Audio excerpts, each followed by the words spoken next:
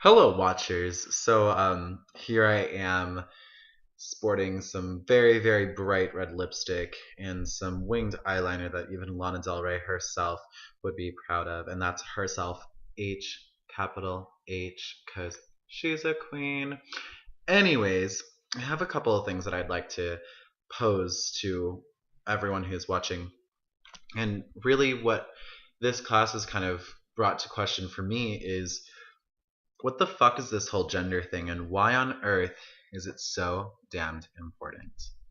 And not only why is it so damned important, why is it so important to become less of a self concept, but more of a societal pressure, a societal category? And what is it about gender that makes everything so frantic and everything so questionable? I'll just be real honest, this is not my daily garb. Typically, I wear something more just like alternative. But why? Why do I wake up every single day and put on a pair of jeans and a t shirt and sport my facial hair and my chest hair, other than the fact that my boyfriend loves it? What is it exactly that pushes me to kind of have this idea of conformity to the male embodiment? And basically, in my women and gender studies classes, the only conclusion that I've really been able to come up with is that we have rank in society. We have rank based off of our bodies. We have rank based off of our beauty. We have rank based off of pretty much everything that has to do with what's here on the outside rather than what's here on the inside. And it's something that's so incredibly frustrating as an individual with thoughts. And it's incredibly frustrating as an individual who wants to question how society really is run and why it is that we continue to enforce these rules onto one another. And so I do have a few questions that I'd like to pose. And most of what this video is going to be is me kind of questioning the material that we've kind of covered in class, as well as being able to sort of bring my own concepts into it. So I hope that that's okay. Basically, I've touched on already, if you're not male, then you're less than. I mean, that's what we're saying, right? That's what society says. If you're not male, then your body is policed. If you are male, your body is policed because it needs to be incredibly male. It can't just be sort of, kind of, it has to be 100%. And of course, that'll change based off of the society that you grew up in. I know that for me, growing up in North Phoenix, it was all an idea of that sort of hegemonic masculinity that's kind of bred in America, that working, rugged look.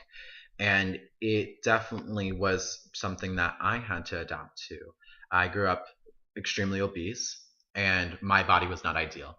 I was not able to work, and I was not able to exert my testosterone onto everyone because I was some queen who liked theater and I was curvy.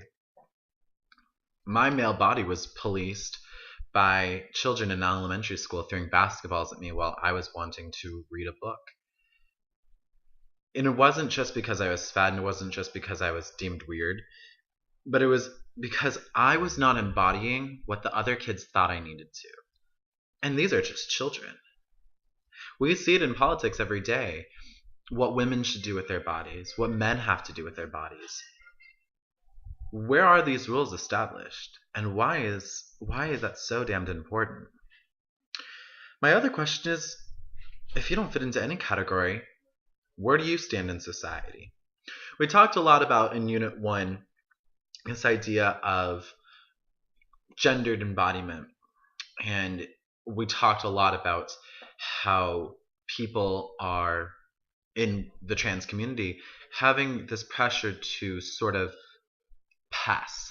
And and talking about that video that we watched with Chase and how he despised the term passing, it's something that I definitely have started to study myself. And I am president of a queer fraternity here on campus, and we do have a brother. He's my little brother, actually. His name is Charlie, and we make fun of him all the time, in of course the most respectful way, for looking like a kid.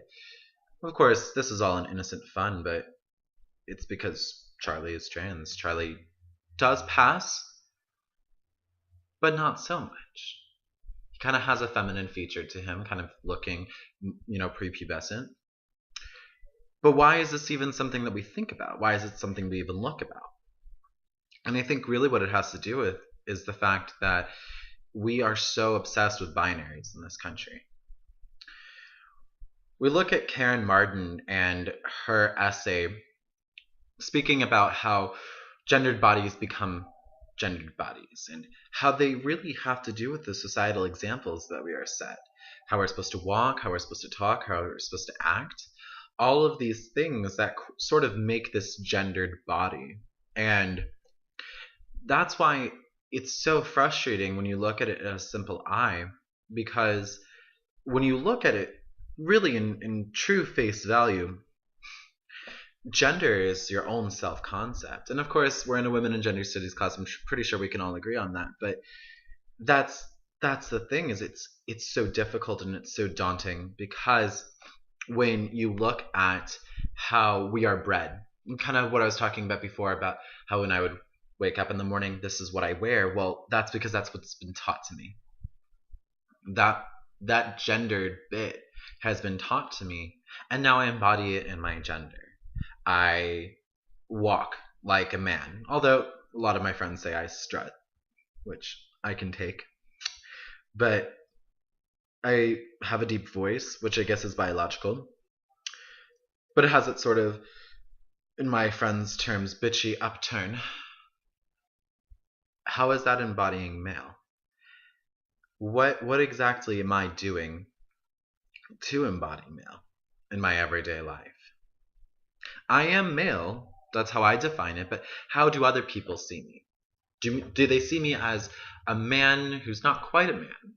Do they see me as less of a man because I'm gay? What exactly makes a man a man? And what the hell is so important about that? We also have to kind of take a look at what is life without gender. Because, gender seems to be something we take ever so seriously in this country. Well, really, in this world. It kind of defines our rank in society. It kind of defines where we sort of stand. And we look at the article that features our dear friend Tyler Ford, and he basically says, I wear what I want to wear. He kind of has this very gender fluid sort of appearance to him. I know my roommate Keenan, he has a very gender fluid appearance in how his fashion is. And it's something that is not necessarily rewarded. I think that it goes back then to my original thought and concept that the only reason that it's not accepted is because you are looking and embodying female gender.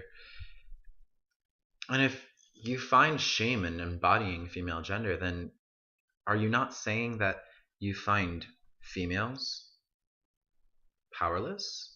Are you not demonstrating that women are less than because you're not continuously embodying male gender? And I think that it's something that we can absolutely look at as a societal structure, as something that we're not entirely sure how to go about.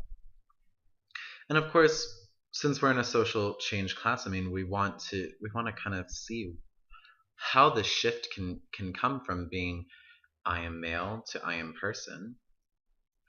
But what does that look like? What does a genderless future look like for us? And are we able to function in a society that's genderless when we build so many constructs of power based off of gendered embodiment? It's something that we have to look at as a critical study. And we have to all look at how we present ourselves and know that self-expression is supposed to be freeing. It's supposed to be an extension of who you are, not of what other people think you should be. And I know that this is kind of all seemed like a jumble, but gendered embodiment is something that's so incredibly misunderstood, and it's something that's so conforming, but it can be so freeing in the same sense. So I think that my final thoughts would be, look at what we do as a society to police our bodies. Look at how we police ourselves as well as one another, and see what it is that sparks these feelings. Is it truly just because it's wrong, or is it just because it's not something we're used to? And if we're going to continue to fear the unknown, how on earth are we going to continue progress? And how are we going to change and evolve and make things better for people? Thank you.